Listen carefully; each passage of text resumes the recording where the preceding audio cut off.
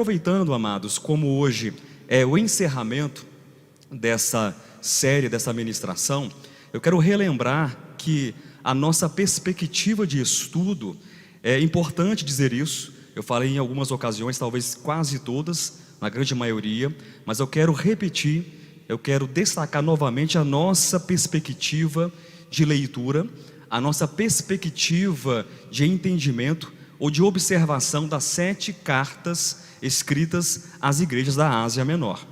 Lembram que o título diz que é uma leitura histórico-profética. Nós entendemos que é uma leitura histórica porque essas igrejas realmente, elas existiram no primeiro século. Quando João, ele endereça essas cartas para as 7 igrejas da Ásia Menor, atualmente na Turquia, ele não inventou essas igrejas. Ele, de fato, escreve para os bispos, para os anciãos, para os presbíteros daquelas 7 cartas, daquelas 7 igrejas que existiam na Ásia Menor. Mas a nossa leitura não é apenas uma leitura histórica, que olha lá para o primeiro século.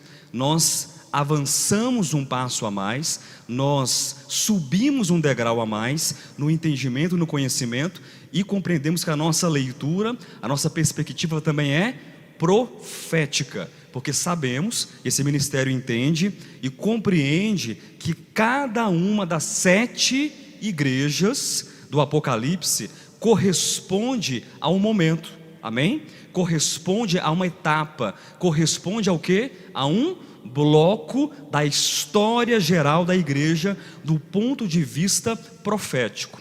Mas, e eu quero salientar, esse é o ponto mais importante, a nossa leitura é espiritual.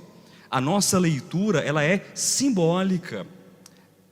Eis a importância de identificarmos então, nessa leitura, aquilo que nos ensina, aquilo que nos adverte, que nos encoraja, que nos corrige, quando nós contemplamos cada uma dessas 7 igrejas. Pastor Josué, mas se eu quiser de repente fazer um estudo, comprar um livro de história da igreja do primeiro século, se eu quiser estudar cada uma dessas 7 cartas, dessas 7 igrejas lá do primeiro século, há algum prejuízo?